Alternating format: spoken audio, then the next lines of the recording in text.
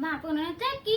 तो जब उन्होंने चेक किया तो फिर उन्होंने एक ही बात की कि सबकी प्रेजेंटेशन अच्छी है, सबने अच्छा वर्क किया है। पर यहाँ पे डिफरेंस एक बात का था। तो कुछ बच्चों को बोला गया कि आप लोग एक्स्ट्रा ऑर्डिनरी इंटेलिजेंट हो, और कुछ बच्चों को बोला गया कि आप लोगों ने ये वर्क इसलिए अच्छा किया है क्योंकि आप लोगों ने एक्स्ट्रा ऑर्डिनरी हार्ड वर्क किया है। अब यहाँ पे कुछ इंटरेस्टिंग बात आने वाली है गाइस। तो प्रोफेसर ने दोबारा बोला कि वही प्रेजेंटेशन तैयार करके लेकर आओ। तो जिन बच्चों को कहा गया था ना कि आप लोग बहुत इंटेलिजेंट हो और आप लोगों ने बहुत अच्छा काम किया है, उन बच्चों ने आसान प्रेजेंटेशन शुरू कर दी।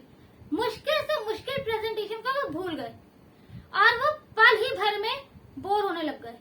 और वो बच्चे जिनको कहा गया था कि आप लोगों ने हार्ड वर्क के थ्रू प्रेजेंटेशन को कंप्लीट किया है, वो बच्चे बहुत ही आराम से करने लग गए क्योंकि उन बच्चों ने आसान से आसान किया, मुश्किल से मुश्किल प्रेजेंटेशन को सॉल्व किया। वो क्यों? क्योंकि उन सबको मजा भी आया। वो सब ये सॉल्व कर रहे थे तो उन सबको मजा आया, बहुत अच्छा लगा। चेक करवाने के लिए गए तो जब बच्चों को बोला गया था कि वो लोग हार्ड वर्क के थ्रू करके लाए, उन्हीं बच्चों की प्रेजेंटेशन बहुत अच्छी गई। पर जिन बच्चों को बोला था कि उन लोगों ने इंटेलिजेंट होने के नाते किया है, तो उन बच्चों को इतना खास नहीं मिल पाया। और जब पूछा गया कि आप लोगों को मजा आया, किसको मजा आया, तो वो बच्चे जिनको कहा गया था कि आप लोगों ने हार्ड वर्क के थ्रू इस काम को किया है, तो उन बच्चों को बहुत मजा आया था।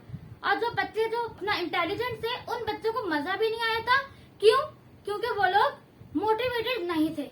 और जिन बच्चों ने हार्ड वर्क किया था उनको इसलिए मजा आया क्योंकि वो शुरू से लेके एंड तक, यानी स्टार्टिंग से लेके एंड तक वो लोग मोटिवेटेड थे। आप लोग तो अपने बच्चों को बोलते हो कि इंटेलिजेंट है एज अ टीचर या एज अ पेरेंट्स, तो आप लोग यूँ बोलते हो क्योंकि वो अच्छे से अच्छा पढ़ने लग जाए, अच्छे से अच्छा काम करने लग जाए, राइट।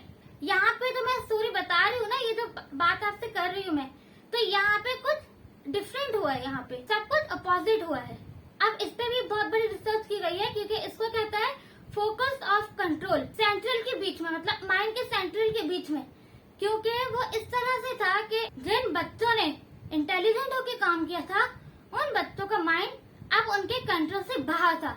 पर जो बच्चे हार्ड वर्क के जरिए काम कर रहे थे, उन बच्चों को मोटिवेशन भी पूरी मिली हुई थी और उन बच्चों का माइंड उनके कंट्रोल में था। गाइस, इससे ये बात लागू होती है कि जब भी हम कोई काम करने के लिए जाते हैं, अपने से कोई होप रखता है, तो हम ये बोलते हैं ना कि नहीं नहीं नहीं, नहीं मैं नहीं कर पाऊंगी, मुझसे नहीं हो पाएगा। क्यों? क्योंकि हमारा माइंड हमारे कंट्रोल में नहीं होता। अगर आप अपने माइंड में ये रखो कि नहीं बहुत इजी है, मैं ये कर सकती हूँ या कर सकता हूँ व्हाटएवर, तो आपके लिए बहुत इजी हो गई है।